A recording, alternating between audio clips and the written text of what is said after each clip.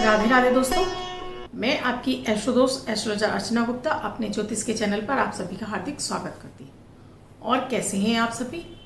आशा करती हूँ आप सभी स्वस्थ और प्रसन्न होंगे अपने पूरे परिवार के साथ। ऐसे ही स्वस्थ और प्रसन्न बने रहें, ऐसी मैं आप सभी के लिए मंगल कामना करती हूँ। दोस्तों, आज मैं आपको देवोत्थनी एकादशी यानी देव उठनी एकादशी, कार्तिक मास की पक्ष की शुक्ल पक्ष की एकादशी के बारे में आपको बताने जा रही हूँ पूरे विस्तार से। इस दिन आपको क्या क्या उपाय कर लेने चाहिए अपने जीवन से संबंधित समस्याओं के लिए। आपकी वो कोई भी समस्या हो सकती है, धन से संबंधित समस्या हो सकती है, आपके बच्चों के विवाह इत्यादि नहीं हो रहे हैं वो समस्या हो सकती है, आप कोई शुभ कार्य शुरू करना चाहते हैं तो कब करें, कैसे करें, ये सभी कुछ इसमें विस्तार से बताने वाली हूँ। दोस्तों, एकादशी तिथि देव उठनी एकादशी, नारायण जब योग निद्रा से जागृत होते हैं तो देव उठनी एकादशी से ही सारे शुभ कार्य शुरू हो जाते हैं। इससे पहले जब आषाढ़ शुक्ल की पक्ष की एकादशी को जब देवशयनी एकादशी होती है, उस दिन भगवान विष्णु योग निद्रा में चले जाते हैं। उस समय से लेकर देव उठनी एकादशी तक कोई शुभ कार्य नहीं होता है, ना मुंडन होता है, ना गृह प्रवेश होता है दोस्तों, ना विवाह इत्यादि होता है। कहने का तात्पर्य कोई भी शुभ कार्य नहीं होता है। देव उठनी एकादशी पर अन्न सूझते जिसको बोलते हैं हम, कोई भी तिथि ना हो आपके पास, आपके लिए कोई शुभ मुहूर्त नहीं बन रहा है, इस दिन आप कोई भी कार्य को शुरू कर लेते हैं। विवाह इत्यादि है, मुंडन है, गृह प्रवेश से सभी काम में आपको सफलताएं मिलती चली जाती हैं। ये अनसूझा हुआ मुहूर्त कहा जाता है। इस दिन नारायण योग निद्रा से उठते हैं तो सबसे पहले वो तुलसी का दर्शन करते हैं, तुलसी को देखते हैं। इसीलिए इस दिन तुलसी विवाह की परंपरा है। तुलसी का विवाह शालिग्राम के साथ में कराया जाता है। दोस्तों, पूरे विस्तार से बताऊंगी। आप मेरे इस चैनल से नए जुड़े हैं दोस्तों, या आपने अब तक इस चैनल को सब्सक्राइब नहीं किया है और आपको लगता है मैं कुछ आपको अच्छी जानकारियां दे रही हूँ, आपको मेरा वीडियो अच्छा लगता है दोस्तों, तो मेरे चैनल को सब्सक्राइब कर लीजिए, साथ में बेल बटन को ऑल पर कर लीजिए, जिससे मेरे प्रतिदिन के दोनों वीडियोस का नोटिफिकेशन आपको समय से मिलता रहे। दोस्तों, देव उठनी एकादशी वर्ष में सबसे बड़ी एकादशी है, बहुत महत्वपूर्ण एकादशी है। इस दिन माता तुलसी का विवाह नारायण के संग कराया जाता है। तो तुलसी के विवाह की बहुत महत्ता है।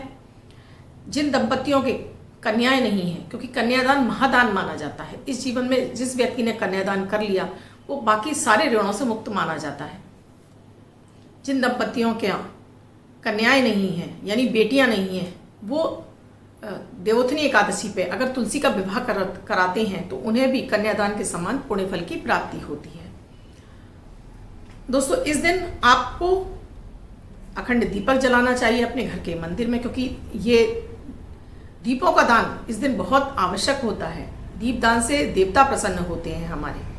तो अपने घर के मंदिर में आप शुद्ध इस जल से स्नान कीजिए। सबसे बड़ा तो इसमें कार्तिक मास के महीने में पवित्र नदियों में स्नान करने का बहुत बड़ा महत्व है। तो अगर आप कहीं आपके आसपास नदी है और आप जा सकते हैं तो आप नदी में स्नान करके आइए। नहीं जा सकते हैं तो अपने घर में ही पहले अपनी बाल्टी में थोड़ा सा गंगा जल डालिए और बाकी शुद्ध जल से भर लीजिए।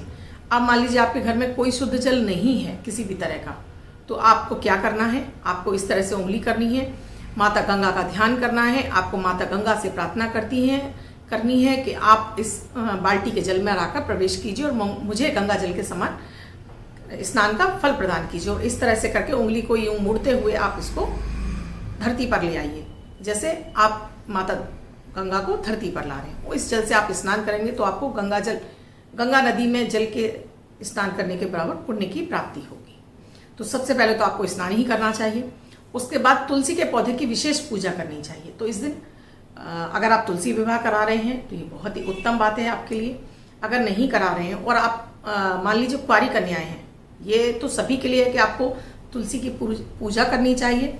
16 श्रृंगार की सामग्री अर्पित कीजिए, घी का दीपक लगाइए, सिंदूर जरूर अर्पित कीजिए माता तुलसी को, फूल अर्पित कीजिए, धूप दीप लगाइए, मिठाई का भोग लगाइए, चुनरी अर्पित कीजिए। और मान लीजिए कुंवारी कन्या है तो कुंवारी कन्याओं को भी उनकी इसी विधि विधान से पूजा करनी चाहिए। 16 श्रृंगार का सामान रखें, माता तुलसी की पूजा करें, दीपक लगाएं। दीपक के नीचे एक प्लेट जरूर लगानी है, प्लेट पे एक स्वास्तिक बनाएं, उसमें थोड़े से चावल चढ़ाएं और उसके बाद उस पर दीपक रख दें। उसके बाद वहां पर अपनी पूजा करें। पूजा के बाद आपको वहां पर बैठकर ही आपको ओम नमो भगवते वासुदेवाय मंत्र की एक माला जाप करनी है, तुलसी की 11 परिक्रमा करनी है। उसके बाद इस पौधे को आप सामान सहित, जो भी आपका सामान है, किसी भी मंदिर में दान कर दीजिए। तो जो कन्या ये काम करेगी उसका इस वर्ष विवाह निश्चित हो जाएगा। इतना ये अचूक प्रयोग है। अगर मैं पुरुषों की बात करूं यानी कि लड़कों के लिए बात करूं तो इस दिन उन्हें नारायण को 100 ग्राम मिश्री लेनी चाहिए, 100 ग्राम शहद, साथ में एक बांसुरी, बांस की बनी हुई बांसुरी, और साथ में 11 तुलसी के पत्ते इस पर रखकर भगवान विष्णु का भोग लगाकर इसे किसी भी मंदिर में आपको दान कर देना चाहिए। या किसी मंदिर में ही जाकर आप विष्णु भगवान के मंदिर में चले जाइए, वहीं पर नारायण को आप अर्पित कर दीजिए और अपने विवाह के लिए मनोकामना मांग लीजिए। तो इस वर्ष आपका विवाह निश्चित हो जाएगा। इतने अचूक प्रभाव में, चाहे वो लड़की हो चाहे वो लड़के हो, दोनों के लिए मैंने आपको प्रयोग बताए। अपने घर में आप पूजा कर रहे हैं तो आपको एक अखंड दीपक जरूर जलाना चाहिए। अपने घर के मंदिर में आप सुबह से जला दीजिए और दूसरे दिन तक आपका जलता रहना चाहिए। अखंड दीपक का मतलब होता है कि 24 घंटे कम से कम आपका वो दीपक जलना चाहिए। तो एक शुद्ध देसी घी का दीपक लगाइए, कलावे की बाती डालिए और इसके अंदर आपको थोड़ी सी हल्दी या केसर है आपके पास तो केसर डालिए, हल्दी है तो हल्दी डालिए। इस दिन भगवान विष्णु की माता माँ लक्ष्मी के साथ में पूजा होती है। तो अगर आप धन से संबंधित परेशानियां, शादी के लिए मैंने आपको बता दिया, आप धन से संबंधित परेशानियों से जूझ रहे हैं तो पीले फल का भोग लगाइए। पीली वस्तुओं का आपको दान करना है, वो चने की दाल भी हो सकती है। इसके अलावा कुछ अनाज भी आप रख सकते हैं, गेहूं इत्यादि, चावल इत्यादि का भी आप दान कर सकते हैं। घर के मंदिर में ही बैठकर आपको लक्ष्मी नारायण भगवान के मंत्रों का जाप करना है और साथ में आपको विष्णु सहस्त्र नाम भी आप पाठ कर सकते हैं। अगर आपको आता है तो आप जाप कर लीजिए, नहीं आता है तो आप सुन भी सकते हैं अपने मोबाइल पर चलाकर। साथ में ओम नमो भगवते वासुदेवाय मंत्र की एक माला जाप कीजिए।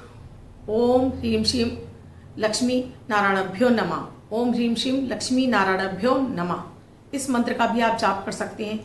या माता माँ लक्ष्मी का जो ओम महालक्ष्मी ही च विद्महे विष्णु प्रियाय धीमहि तन्नो लक्ष्मी प्रचोदयात्, आपको ये गायत्री आता है तो इस गायत्री का भी आप एक माला जाप कर सकते हैं। तो आपकी धन से संबंधित जो भी मनोकामना होंगी नारायण विष्णु आपकी अतिशीघ्र पूरी कर देंगे। तुलसी का भोग जरूर लगाना चाहिए नारायण भगवान को।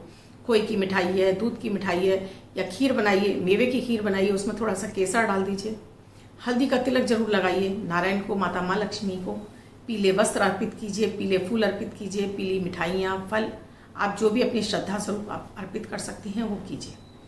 इस दिन विशेष रूप से आपको सिंघाड़े जरूर अर्पित करने चाहिए। नारायण को सिंघाड़े अर्पित करने चाहिए, साथ में एक गन्ना भी अर्पित करना चाहिए। इन्हें अर्पित करने के बाद आप दूसरे दिन गन्ने में से सबसे जो नीचे वाला जो जड़ का हिस्सा होता है, जड़ के पास से, वहाँ से इतना बड़ा टुकड़ा काट लीजिए। बाकी का गन्ना आप खा सकते हैं तो खा लीजिए, नहीं तो आप दान भी कर सकते हैं किसी को। इस गन्ने को, टुकड़े को आप लाल कपड़े में लपेटकर या पीले कपड़े में लपेटकर अपने धन स्थान पर रखेंगे तो वर्ष भर आपके पास धन की कभी कोई कमी नहीं होगी। धन और अन्न धन आपके भंडारे भरे रहेंगे। सिंघाड़ा भी आपको जरूर चढ़ाना चाहिए। उसके बाद इन सिंघाड़ों को आपको गाय को खिला देना चाहिए। इससे भी आपको शुभ फलों की प्राप्ति होती है। अगला प्रयोग दोस्तों, शाम के समय आपको दीपदान अवश्य करना चाहिए। दीपदान में आपको अपने घर के चारों कोनों में, अपने घर के ब्रह्म स्थान में, अपने घर के मुख्य द्वार पर दोनों तरफ आपको दीपक जरूर लगाने हैं। इसके साथ में आपको 5 दीपक पंच तत्व के नाम से लगाने हैं। एक वायु देवता के नाम से, एक अग्नि देवता के नाम से, एक जल देवता के नाम से, एक पृथ्वी देवता के नाम से और एक आकाश देवता के नाम से। तो इनके लिए आप कैसे करेंगे, तो आपको जो जल देवता का दीपक है वो आप अपने किचन में जहाँ पीने का पानी भरते हैं वहाँ पर लगाइए। आकाश देवता के लिए आपको अपनी घर की छत पर एक दीपक लगाना है। आकाश देव बोलते हुए आकाश देव दीप अर्पित करती हूँ आपको, क्योंकि आकाश ऊंचाइयों के कारक है, बृहस्पति ग्रह के कारक है। तो आपको आकाश तत्व की आपके जीवन में वृद्धि होने लगती है। आकाश तत्व आपको ऊंचाइयां दिलाता है जीवन में। तो एक आकाश तत्व के लिए आपको अपने घर की छत पर रखना है। पृथ्वी तत्व के लिए आप अपने घर के ही जमीन पर रखिए एक दीपक। वायु तत्व के लिए भी आपको पृथ्वी पर ही रखना होता है और अग्नि तत्व के लिए भी आपको ये दक्षिण में लगाना होता है दीपक दोस्तों। तो ये चारों पांचों कोनों में आपने दीपक लगाए हैं। ये दीपक, साथ में ये 5 दीपक आपको अलग से लगाने हैं। तो आपको आपके जीवन में पंच तत्व आपके ठीक होने लगते हैं। पंच तत्व से आपको कृपा प्राप्त होने लगती है। घर में दीपावली पर देवोत्थनी एकादशी पर आप जब ये दीप अर्पित करते हैं तो सभी तरफ से आपको देवों की कृपा भी प्राप्त होने लगती है दोस्तों। इसके अलावा दोस्तों आपको दान अवश्य करना चाहिए।